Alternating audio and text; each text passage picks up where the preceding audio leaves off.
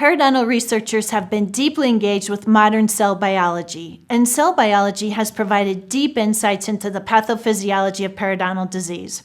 In the 1970s, periodontal researchers described osteoclast activating factor, now known as interleukin-1 beta, a key early discovery in the field of cytokine research. And now, the periodontal model is being actively used to investigate the regulatory and homeostatic functions of neutrophils. Microbiology research in periodontal disease has yielded profound insights into the nature of host-pathogen relationships. For example, we now know that some of the keystone species in the pathological biofilm, such as Porphyromonas gingivalis or Treponema denticola, actually hijack the signaling mechanisms of our innate immune system.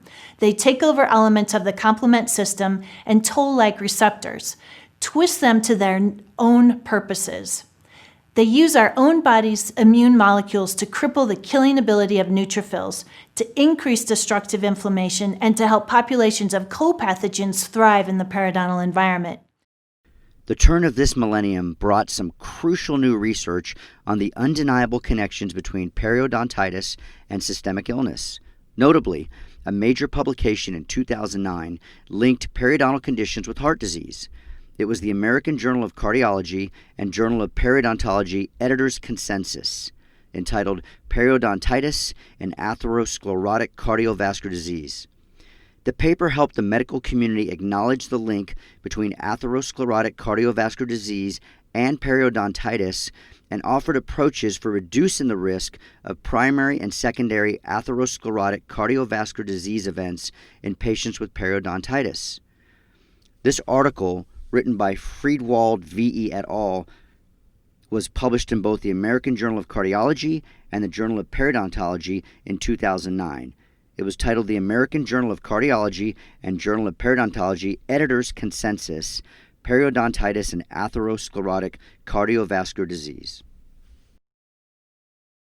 Recent studies have likewise offered new information that suggests disease in the gums can spread to other parts of the body, and or disease in other parts of the body can impact the gums.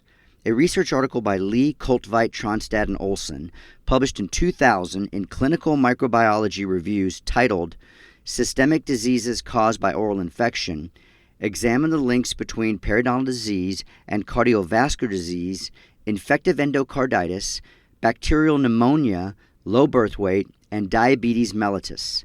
The researchers specified that bacteria from the mouth could be passed to the bloodstream. Quote, with normal oral health and dental care, only small numbers of mostly facultative bacterial species gain access to the bloodstream. However, with poor oral hygiene, the numbers of bacteria colonizing the teeth, especially supragingivally, could increase 2 to 10-fold and thus possibly introduce more bacteria into tissue and the bloodstream, leading to an increase in the prevalence and magnitude of bacteremia. End quote.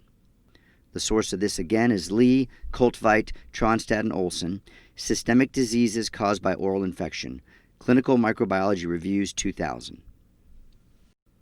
Other researchers have explored the association between oral infection and illness as well. Michaud, Joshipura, Giovannucci, and Fuchs concluded that men with gum disease, particularly those who lost teeth within the past 4 years, were more likely to develop pancreatic cancer. The source for this is Michaud, Joshipura, Giovannucci, and Fuchs, a prospective study of periodontal disease and pancreatic cancer in the U.S. male health professionals. Journal of National Cancer Institute, 2007. Other areas of research with growing evidence of links to periodontitis include cardiovascular disease, gastrointestinal and colorectal cancer, diabetes and insulin resistance, respiratory tract infections, adverse pregnancy outcomes, anemia, chronic kidney disease, and rheumatoid arthritis. Sources are Bui F.Q. et al., The Association Between Periodontal Pathogens and Systemic Disease, Biomedical Journal 2019, Balakasafan P. et al., Periodontal Disease and Overall Health, An Update, European Journal of General Dentistry 2013, Kribel K. et al., Oral Biofilms from Symbiotic to Pathogenic Interactions and Associated Disease, Connection of Periodontitis and Rheumatic Arthritis by Peptidyl Arginine Diaminase, Frontiers in Microbiology, 2018, and Maresh KJ et al., Porphyromonas gingivalis facilitates the development and progression of destructive arthritis through its unique bacterial peptidyl arginine diamynase, or PAD, PLOS pathogens, 2013. Furthermore, periodontal pathogens Treponemas and Borrelia burgdorferi were identified in Alzheimer's disease cases by McCloskey in 2011. The source is McCloskey J., Alzheimer's disease, a neurospiroketosis, analysis of the evidence following Cook's and Hill's criteria, Journal of Neuroinflammation, 2011. However, the concept of pathogens playing a role in periodontal disease is far from new. For nearly a century, light microscopy has been applied to locating the parasite Entamoeba gingivalis in diseased gums. The source of this is Trim R.D. et al.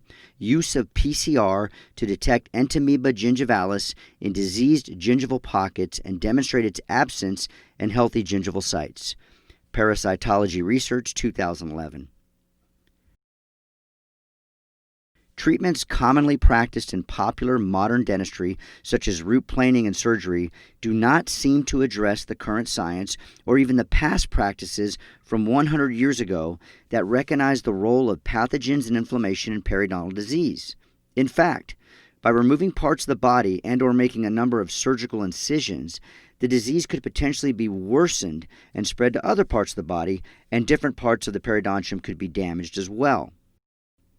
In an article titled, quote, Periodontal Medicine, 100 Years of Progress, end quote, published in 2019 in the Journal of Dental Research, the authors state that, quote, holistic interventions aimed at reducing the total systemic inflammatory burden by doing a phased targeting of all sources with periodontitis as the last phase may be the only means of achieving successful clinical outcomes, end quote. The source of this is Beck J.D. et al., Periodontal Medicine, 100 Years of Progress, Journal of Dental Research, 2019.